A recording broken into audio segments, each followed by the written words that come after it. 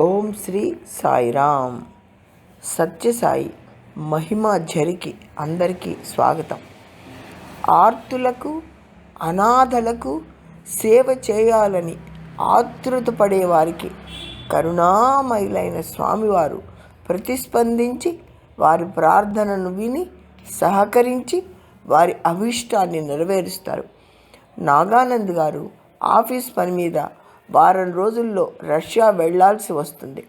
స్వామికి విన్నవించుకొని వచ్చి స్వామి ఆశీర్వాదం తీసుకుంటారు. స్వామివారు పురుషుల్లో కూర్చున్న నాగానంద్ వైపు, మహిళల్లో కూర్చున్న ఆయన భార్య వైపు వెళ్ళినప్పుడల్లా రష్యా అంటూ ఉండేవారట.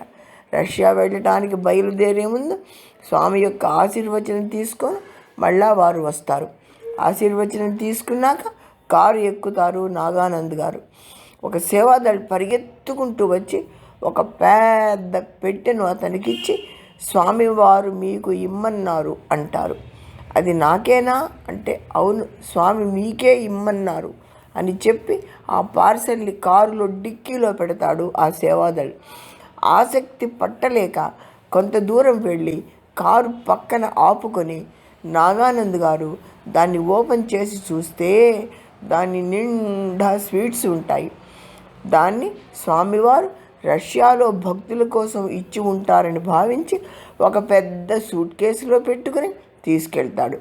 రష్యా వెళ్ళాక ఒకరి ఇంట్లో గురువారం భజన జరిగితే వీరిని పిలుస్తారు. సత్సంగం జరిగిన తరువాత హారతి అయిపోయాక వీరు ఆ స్వీట్ బాక్స్ అక్కడి భక్తులకు ఇద్దామని తీసుకెళ్ళి ఇస్తే వాళ్ళలో కొందరు మహిళలు రష్యన్లో మాట్లాడుకుంటూ నవ్వుకుంటూ ఉంటారు. ఇతనికి రష్యన్ రాదు. ఎందుకు నవ్వుకుంటున్నారు అని ఆంగ్లంలో వారిని అడుగుతాడు. అప్పుడు వారు చెప్తారు కదా, మేము అనాథాశ్రమానికి వెళ్ళి అక్కడి పిల్లలకు బట్టలు ఇద్దామనుకున్నాము, దాంతోపాటు స్వీట్స్ కూడా ఇద్దామని అనుకున్నాము. మీరు సత్యసాయి బాబా వారి దగ్గర నుంచి వస్తున్నారు కనుక తప్పక మాకు స్వీట్స్ తెచ్చి ఉంటారని నమ్మకంతో ఉన్నాము. అందుకనే ఆ కోరిక నెరవేరినందుకు మేము ఆనందిస్తున్నాము అంటారు.